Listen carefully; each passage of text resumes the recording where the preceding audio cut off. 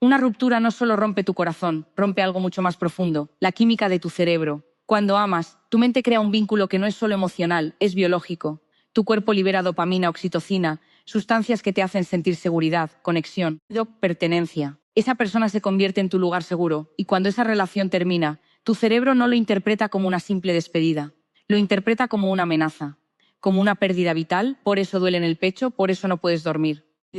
Por eso sientes ansiedad, vacío, incluso desesperación. No estás exagerando, no estás siendo débil, estás atravesando un proceso neurobiológico real. Hoy vamos a entender qué ocurre dentro de ti cuando una ruptura te rompe por dentro y por qué el dolor es tan intenso que a veces parece físico. Cuando nos enamoramos, no solo sentimos mariposas en el estómago. Lo que realmente ocurre es una auténtica revolución química en nuestro cerebro. El amor, aunque lo vivamos como algo poético y emocional, es profundamente biológico. Nuestro cerebro comienza a liberar dopamina, la hormona del placer y la recompensa. La misma sustancia que se activa cuando logramos algo importante, cuando recibimos reconocimiento o incluso cuando desarrollamos una adicción. Cada mensaje, cada caricia, cada mirada de esa persona especial activa en nosotros un pequeño premio interno. La dopamina nos motiva a buscar más conversación, más contacto, más presencia. Y sin darnos cuenta empezamos a asociar a esa persona con bienestar. Pero aquí no termina la historia. En paralelo, entra en juego la oxitocina, conocida como la hormona del vínculo. Es la sustancia que se libera en el contacto físico, en los abrazos, en la intimidad, en la cercanía emocional. La oxitocina genera confianza, sensación de seguridad y conexión profunda. Nos hace sentir que pertenecemos, que estamos acompañados, que no estamos solos en el mundo. Y poco a poco, nuestro cerebro crea una asociación muy potente. Esta persona es seguridad, esta persona es calma, esta persona es hogar. El problema es que el cerebro no distingue fácilmente entre amor y necesidad química. Cuando ese vínculo se rompe, no solo estamos perdiendo a alguien importante. Estamos perdiendo nuestra principal fuente de dopamina y oxitocina, y ahí comienza el dolor. De repente, el sistema de recompensa se queda en silencio. La dopamina baja, la oxitocina desaparece. El cerebro entra en estado de alarma. Lo que antes era equilibrio, ahora es vacío, eso sentimos ansiedad. Por eso revisamos el teléfono. Por eso nuestro pensamiento se vuelve obsesivo. No es solo nostalgia emocional. Es un cerebro buscando recuperar aquello que le regulaba. En cierto modo, una ruptura activa un mecanismo muy parecido al síndrome de abstinencia. Cuando algo que nos generaba placer constante desaparece bruscamente, el cerebro reacciona con inquietud, tristeza e incluso desesperación. Y aquí es importante entender algo fundamental. No estás exagerando, no estás siendo débil. Tu cerebro simplemente estaba vinculado. Había aprendido a regularse a través de esa persona. Comprender esto cambia la narrativa. El dolor no significa que no puedas vivir sin esa persona. Significa que tu sistema nervioso necesita tiempo para reorganizarse, para volver a encontrar estabilidad por sí mismo. El apego no es solo romántico, es neuroquímico. Y cuando se rompe, duele porque toca lo más profundo de nuestra biología. Sanar implica permitir que esa química se reajuste, con tiempo, con autocuidado, con paciencia.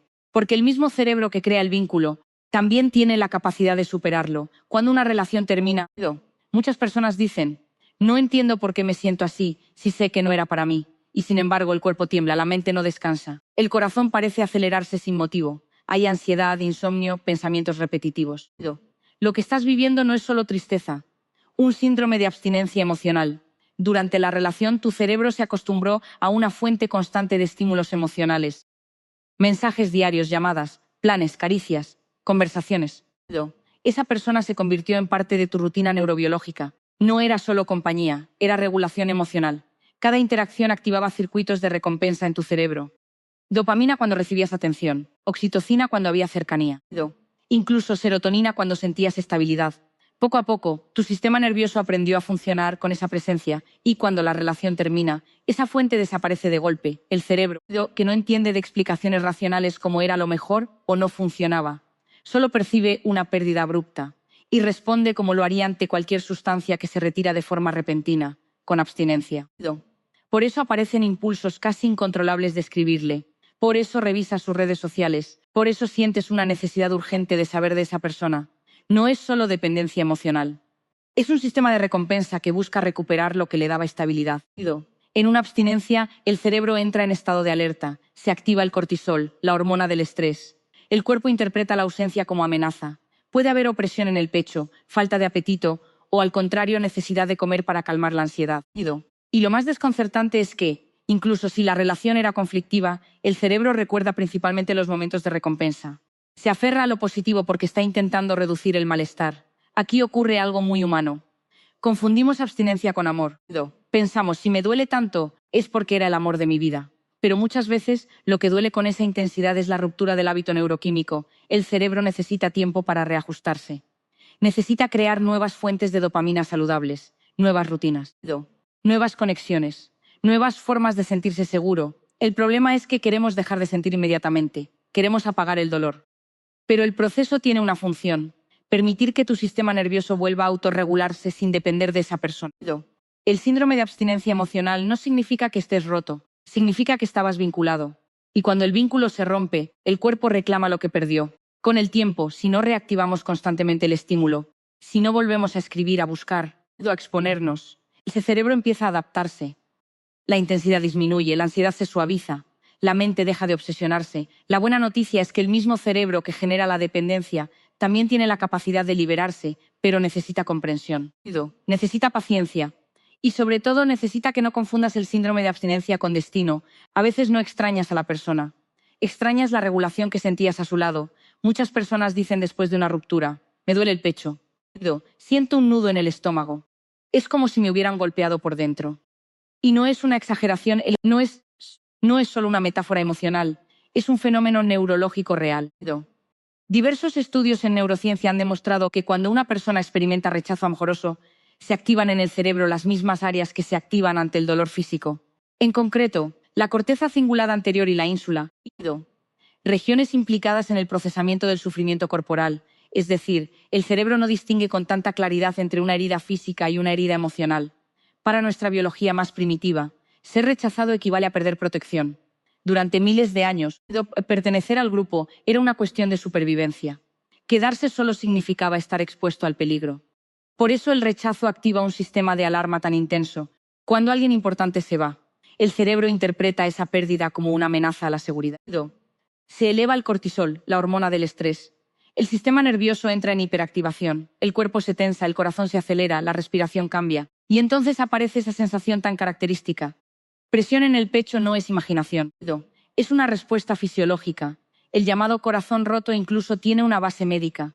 Existe una condición conocida como miocardiopatía por estrés, en la que un evento emocional intenso puede afectar temporalmente el funcionamiento del corazón. Esto nos muestra hasta qué punto mente y cuerpo están profundamente conectados. Pero más allá de lo clínico, hay algo aún más profundo. Cuando somos rechazados no solo perdemos a una persona, sentimos que algo en nosotros no fue suficiente. El rechazo toca la autoestima. Activa heridas previas, despierta miedos antiguos de abandono. Y el cerebro amplifica esa experiencia como si necesitara que prestemos atención urgente. Por eso cuesta concentrarse, por eso se altera el sueño, por eso aparecen pensamientos repetitivos. El cerebro está intentando procesar una experiencia que percibe como dolorosa y amenazante. Sin embargo, entender esto cambia la perspectiva. Si el dolor es real, entonces también es tratable. Si es una activación neurobiológica, entonces puede regularse. El tiempo, el apoyo social, el autocuidado y la distancia ayudan a que esa activación disminuya. El cerebro tiene plasticidad, se adapta, reorganiza sus circuitos, aprende a sentirse seguro otra vez. Algo importante: que el dolor sea intenso no significa que no vayas a superarlo. Significa que tu sistema de apego estaba activo, que hubo vínculo, que hubo conexión. El vínculo, cuando se rompe, duele, pero así como una herida física necesita reposo para cicatrizar, el dolor emocional también requiere espacio, comprensión y paciencia. Tu cerebro está diseñado para sobrevivir, y aunque hoy sientas que el rechazo te ha fracturado por dentro, también tienes dentro de ti la capacidad biológica de sanar. El dolor es real, pero también lo es tu capacidad de recuperación. No todas las personas viven una ruptura de la misma manera. Algunas sienten que el mundo se derrumba, otras parecen mantenerse firmes, incluso frías. ¿Significa eso que unos aman más que otros? No necesariamente. Muchas veces, lo que marca la diferencia es el estilo de apego. El apego es la forma en la que aprendimos a vincularnos emocionalmente desde la infancia. Es el patrón que se creó en nuestra relación con las figuras que nos cuidaron. Si nos sentimos seguros, escuchados y protegidos, desarrollamos una base estable. Si hubo inconsistencia, distancia o abandono, el sistema de apego pudo volverse más sensible o más evitativo, y esos patrones no desaparecen en la adultez. Se activan especialmente en las relaciones de pareja. Cuando ocurre una ruptura, el estilo de apego determina cómo el sistema nervioso interpreta la pérdida. Una persona con apego ansioso suele vivir la separación con una intensidad muy alta. Su sistema de alarma se activa rápidamente. Aparece el miedo al abandono, la necesidad urgente de contacto, la dificultad para aceptar el silencio. Puede haber pensamientos obsesivos, idealización de la pareja y una sensación profunda de vacío. No es exageración. Es un sistema de apego hiperactivado que busca recuperar la conexión a toda costa para sentirse seguro. En cambio, una persona con apego evitativo puede aparentar fortaleza. Puede mostrarse distante, racional o incluso indiferente. Pero eso no significa que no le duela.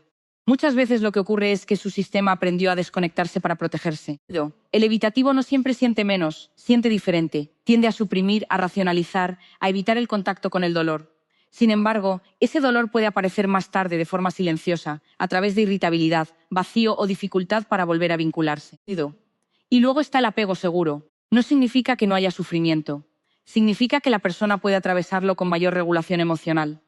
Puede aceptar la pérdida sin que su identidad se derrumbe. Puede sentir tristeza sin perder la estabilidad interna. Lo importante aquí es comprender que el dolor no habla solo de la relación actual. Muchas veces despierta heridas antiguas.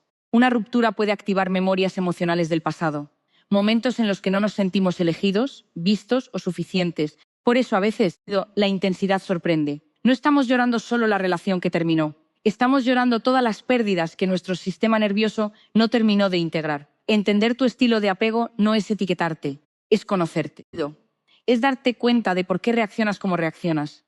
Es entender que tu sistema está intentando protegerte. Cuando identificas tu patrón, puedes empezar a regularlo. Puedes aprender a calmar la ansiedad sin buscar desesperadamente a la otra persona. Puedes permitirte sentir sin desconectarte. La ruptura duele, sí, pero también revela. Muestra dónde están nuestras heridas, nuestras inseguridades y nuestras fortalezas. Y el autoconocimiento transforma el dolor en crecimiento. Porque cuando comprendes tu forma de apegarte, dejas de luchar contra lo que sientes y empiezas a sanar desde dentro. Cuando una relación termina, no solo perdemos una persona, perdemos la versión de nosotros mismos que existía dentro de esa relación. Y eso, muchas veces, es lo que más duele. Cuando estamos en pareja, construimos una identidad compartida. Dejamos de pensar únicamente en yo y comenzamos a pensar en nosotros. Cambian nuestras rutinas, nuestras prioridades, nuestros planes. Incluso cambia la forma en la que nos percibimos. Tal vez te veías como alguien amado, elegido, acompañado. Tal vez habías empezado a imaginar una casa, un viaje, una familia, un proyecto en común. Sin darte cuenta, tu cerebro comenzó a diseñar un futuro con esa persona como protagonista, y el cerebro no distingue con claridad entre lo que ya ha vivido y lo que ha imaginado repetidamente. Cuando proyectamos muchas veces una escena futura, esa imagen se integra emocionalmente como una posibilidad real. Por eso, cuando la relación termina, no solo desaparece el presente compartido, también se rompe el futuro que habías construido en tu mente. Es una doble pérdida. La persona y la historia que ibas a escribir con ella. Ahí aparece una sensación muy profunda de desorientación. ¿Quién soy ahora sin esta relación? ¿Qué hago con todos estos planes? ¿Hacia dónde voy? La ruptura genera un vacío identitario, porque durante un tiempo, parte de tu definición personal estaba vinculada a ese vínculo. Y cuando ese vínculo se corta, el cerebro necesita reorganizar su narrativa interna. Este proceso puede generar una sensación de inestabilidad, como si el suelo se moviera, como si la vida que habías visualizado dejara de tener forma. Además, el ser humano necesita coherencia, necesita entender su historia. Cuando algo termina de manera inesperada o dolorosa, se rompe el sentido de continuidad. Y esa falta de explicación clara aumenta el sufrimiento. Muchas veces no lloramos solo a la persona, lloramos la ilusión, lloramos la expectativa, lloramos la versión futura de nosotros mismos que ya habíamos empezado a querer. Pero aquí hay algo importante. La identidad no desaparece, se transforma. Aunque ahora sientas que una parte de ti se fue con esa relación, en realidad estás en un proceso de reconstrucción. Tu mente necesita tiempo para redefinirse sin ese nosotros. Y ese proceso, aunque incómodo, también es una oportunidad, porque cuando se cae el futuro imaginado, se abre un espacio. Un espacio que al principio duele, pero que con el tiempo puede llenarse de nuevas posibilidades, volver a preguntarte quién eres, qué deseas, qué mereces, qué has aprendido. Las rupturas, además de cerrar capítulos, obligan a replantear la narrativa personal. Y en esa reconstrucción muchas personas descubren fortalezas que no sabían que tenían. El dolor por el futuro perdido es real. Pero no significa que no habrá otro futuro. Significa que necesitas escribir uno nuevo. Y aunque ahora parezca incierto, tu identidad no estaba sostenida por esa persona. Estaba dentro de ti. La relación formaba parte de tu historia, pero no era toda tu historia.